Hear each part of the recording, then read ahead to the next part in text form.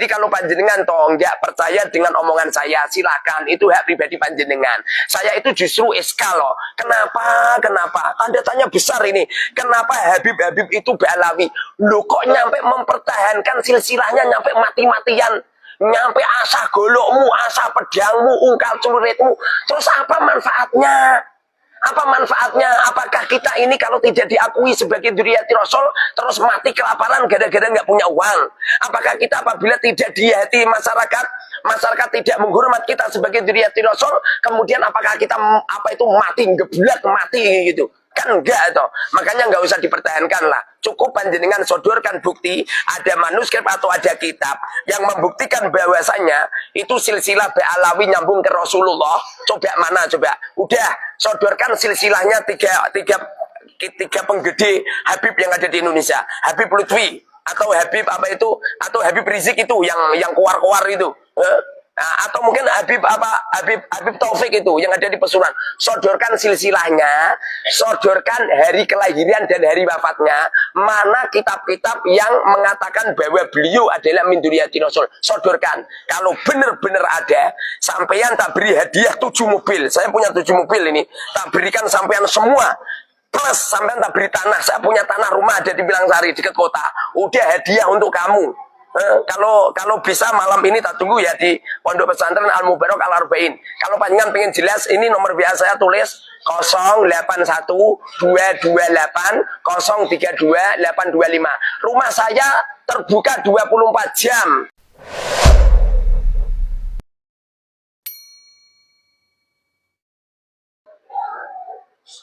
Gimana? Gini loh. Yang asli toh. Tentang kepalsuan nasab Ba'alawi itu yang asli tidak perlu dibasul masailkan, nggak perlu itu seperti Kiai Haji Imaduddin dan juga para ulama-ulama di Indonesia yang beliau tidak tidak mengakui nasab Ba'alawi bahwa nasab Ba'alawi itu nyambung ke Rasulullah. Itu beliau-beliau yang asli tidak terlalu banyak nuntut itu. Dan kenapa seperti saya tidak butuh basu masail atau tidak butuh diskusi. Sebab tuntutan saya itu cuman sedikit. Tuntutan saya itu coba buktikan kalau ada Habib, contoh kecil lah, semisal ya Habib Lutfi atau Habib Rizik atau Habib Habib itu yang ada di Pesuruan, Habib siapa itu? Ketua Robitoh itu. Habib Taufik, Habib Taufik. Coba silsilahnya itu ditulis semua nyampe Rasulullah. Lalu beri tanggal kelahiran, tanggal wafat. Diberi tanggal kelahiran, tanggal wafat semua. Kemudian rujukan kitab, rujukan manuskrip. Wong saya ini kan Muharrar Hudori. Saya Muharrar putra Hudori. Itu saja ada manuskripnya kok. Apa manuskripnya? Kakak itu, kartu keluarga. Atau mungkin akte kelahiran. Atau mungkin ada beberapa tulisan semacam ya. Semisal rapot saya di waktu di SD semisal. Itu ada semua itu. Ada bukti. Dan tetangga-tetangga saya mengakui itu. Sementara kita ini seperti saya sendiri atau mungkin ulama-ulama yang lain itu cuman pengen bukti. Mana buktinya bahwa apa yang diklaimkan oleh para habaib di Indonesia itu yang mengatakan beliau adalah min dzurriyyati Rasul seperti yang diklaimkan oleh Syekh Ali bin Abu Bakar As-Sakron atau bangsanya namanya Asegaf yang beliau menulis karya tulis di Asuluk atau apa itu. Beliau mengklaim bahwa dirinya itu min dzurriyyati Rasul, atasannya itu lewat Sayyid Ubaidillah bin Ahmad bin Isa. Coba mana bukti atau mana kitab atau manuskrip pada abad keempat. Sebab kalau kita mau meneliti seperti Sayyid Ahmad bin Isa An-Naqib itu, kalau menurut orang Ba'alawi itu namanya Al-Muhajir. Itu kan beliau kan lahirnya di Basra kan, di Irak kan. Tahun 273 Hijriah. Kemudian diklaim sama diklaim sama itu, sama orang-orang apa itu, orang apa, orang Hadramaut yang mengklaim kalau Sayyid Ahmad bin Isa itu pernah hijrah ke Hadramaut atau ke Yaman pada tahun 313. Coba, mana coba? Mana ada kitab atau ada manuskrip atau mungkin ada kaul ulama atau mungkin karya-karya ulama yang pernah mengatakan bahwa Sayyid Ahmad bin Isa pernah hijrah ke Hadramaut? Mana coba? Yang mengatakan Sayyid Ahmad bin Isa An-Nakib itu hijrah ke apa itu, ke Hadramaut, ke Yaman, itu adalah Syekh Ali bin Abu Bakar As-Sakron atau terkenal dengan apa itu bangsanya namanya Asgaf. Sedangkan Syekh Ali bin Abu Bakar As-Sakron itu beliau itu lahir tahun 818 Hijriah atau wafatnya itu tahun 895. Bagaimana mungkin coba? Ini jaraknya 500 tahun loh antara Sayyid Ahmad. Ya, kalau Sayyid Ahmad kan apa itu udah positif kalau beliau itu mendurati Rasul. Banyak manuskrip atau banyak ulama-ulama bahkan nakoba yang mengatakan Sayyid Ahmad adalah duri kanjeng Nabi. Banyak yang mengesahkan banyak. Sementara dari Sayyid Ahmad nyampe Syekh Ali bin Abu Bakar As-Sakron ini berkisar 500 tahun. 500 tahun lebih itu. Kalau ini 500 tahun lebih, ya kan? Selangnya itu adalah 500 tahun lebih. Nah terus bagaimana coba? Mana pembuktian? Nggak boleh terus apa itu, ini hasil mimpi, ini hasil apa itu, ini itu. Harus dibuktikan. Nggak bisa terus. Alasannya apa? Alasannya asyuhra wal ifadah. Loh, syuhra wal ifadah itu ada syarat-syaratnya. Lawang Syuhra wa Ilifadho terkenal itu setelah apa itu abad ke-9. Itu kan wafatnya Syekh Ali bin Abu Bakar As-Sakron kan 895 kan. Berarti abad ke-9. Loh, terkenalnya kok setelah abad ke-9 baru terkenal. Sementara abad ke-7, ke-6, ke-5, ke-4 senyap, tidak ada. Ini adalah mokal. Sehingga yang asli itu nasab Alawi tidak harus dimusyawarahkan, tidak harus diperdebatkan. Coba sodorkan manuskrip atau kitab sezaman antara apa itu antara apa wafatnya Sayyid Ahmad. Sayyid Ahmad itu kan wafatnya kalau nggak salah itu tahun 345 Hijriah. Berarti beliau hidup pada abad keempat, ya kan? Abad keempat. Kalau beliau hidup pada abad keempat, berarti kan ada manuskrip atau kitab yang menulis pada abad ke-5, ke-6, ke-7. Pasti ada. Ke-8 setidaknya ada. Nah ini tidak ada sama sekali. Artinya, surah wal ifadah yang digemburkan oleh para habaib, yang digemburkan oleh para ba'alawi dan muhibin-muhibinnya, itu tidak sah. Itu tidak sah itu. Sehingga mereka mengatakan Ahmad bin Isa Al-Muhajir. Al-Muhajir ini adalah sebuah kelaiman apa itu sepihak yang tanpa dasar. Buktinya mana? Buktinya makamnya Sayyid Ahmad bin Isa An-Nakib ada di Basra, ada di Irak. Kalau nggak percaya, ayo kita ke sana. Kita bareng ke Irak, ada makamnya Sayyid Ahmad. Sedangkan apa itu nakoba yang ada di Irak itu saja tidak mengakui Ba'alawi. Itu hanya pembodohan, hanya tipu-tipuan. Kalau panjenengan nggak percaya, coba kenapa di Indonesia banyak makam palsu?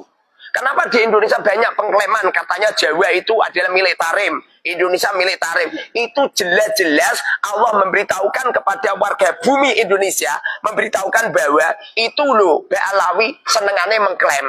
Sebagaimana zaman Rasulullah itu sebelum dilahirkan, 50 hari sebelum Rasulullah dilahirkan, orang Yaman juga mengklaim kalau Mekah itu adalah wilayah Tihama, kemudian Tihama adalah wilayah Yaman. Padahal pemahamannya nggak seperti itu. Bahkan mereka mengklaim apa itu hadis ini, hadis itu, dan lain sebagainya.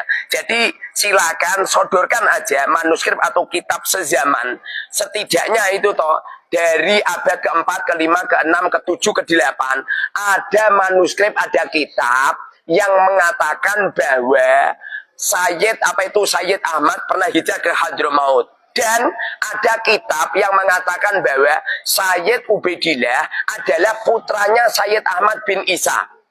Kalau panjenengan lihat di karya tulisnya Ba'alawi yang abad ke-9 ke sini, seperti di di sarah-sarah Abnaul Imam ya, Abnaul Imam. Itu kan ada toh, kalau Sayyid Ahmad bin Isa itu anaknya 4. Sayyid Muhammad, Sayyid Ali, Sayyid Husain, dan Sayyid Ubaidillah. Mana kitabnya?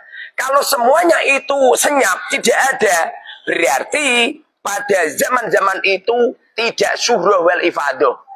Tidak surah wal ifadah. Dan semestinya apa itu pengklaiman nasab itu tidak ijma itu.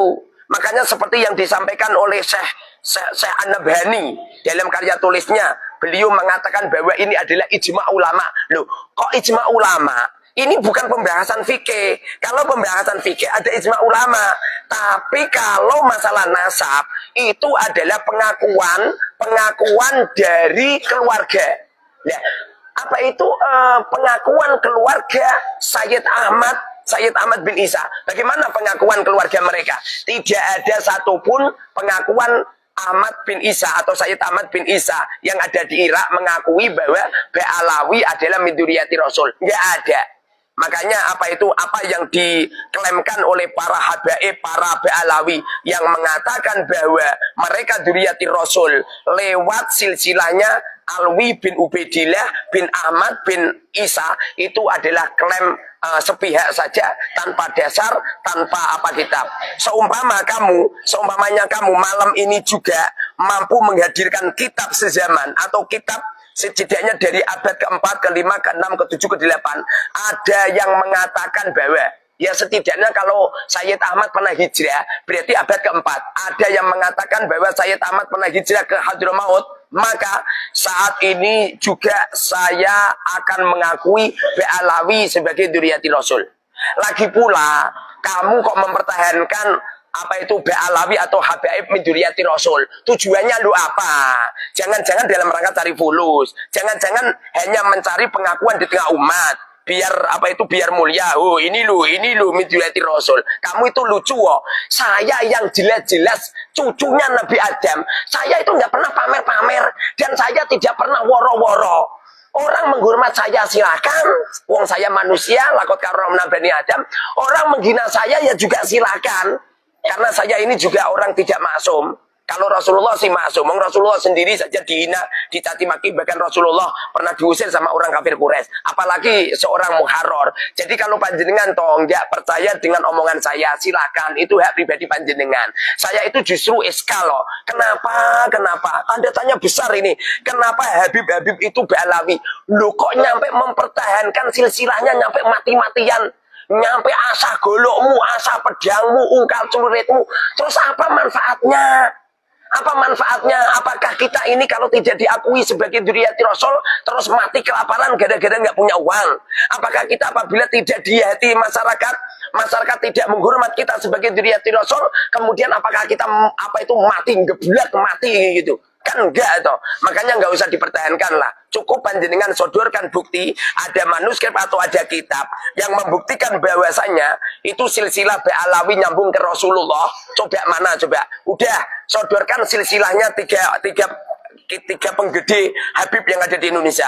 Habib Lutfi atau Habib Rizik itu yang keluar itu. Nah, atau mungkin Habib Taufik itu yang ada di Pesuruan. Sodorkan silsilahnya, sodorkan hari kelahiran dan hari wafatnya. Mana kitab-kitab yang mengatakan bahwa beliau adalah min dzurriyyati Rasul. Sodorkan. Kalau benar-benar ada, sampean tak beri hadiah 7 mobil. Saya punya 7 mobil ini. Tak berikan sampean semua. Plus sampean tak beri tanah. Saya punya tanah rumah ada di Bilangsari dekat kota. Udah hadiah untuk kamu. Kalau bisa malam ini tak tunggu ya di Pondok Pesantren Al Mubarak Al Arba'in. Kalau panjangan pengen jelas, ini nomor WA saya tulis 081228032825. Rumah saya terbuka 24 jam. Siapapun yang ngebel saya siap melayani. Jadi nggak perlu debat-debatan. Kalau panjangan debat itu ngapa aja debat-debatan? Wong nggak ada untungnya sama sekali. Saya ngomong gini juga nggak ada untungnya kok. Malah saya kemeringet, malah ini saya barusan makan malah lapar lagi saya. Ya udahlah gitu aja ya. Ini setelah ngaji saya. Assalamualaikum warahmatullahi wabarakatuh. Sahabat santri yang dirahmati Allah ya, kita sudah menyimak keseluruhan isi video apa yang sudah kita tonton. Semoga kita bisa mengambil pelajaran dari apa yang sudah kita tonton tadi ya. Dan semoga juga video ini bisa membuat kita lebih paham tentang orang-orang yang mungkin dalam tanda kutip mengambil keuntungan dari situasi yang mungkin sedang hangat. Nah, sahabat santri, terima kasih semuanya sudah klik video ini. Semoga video ini bermanfaat, dan apabila bermanfaat silakan like, share, dan jangan lupa tinggalkan jejak Anda di kolom komentar. Seperti biasa, izinkan saya mohon maaf apabila saya mengkoreksi, mengkritik, mereaksi video ini. Ada sesuatu yang salah, ada sesuatu yang keliru, izinkan saya mohon maaf yang tak terhingga. Akhirul kata wabillahi taufiq wal hidayah. Wassalamualaikum warahmatullahi wabarakatuh. Terima kasih, sampai jumpa, tetap semangat, ojo lali, mojo sholawat.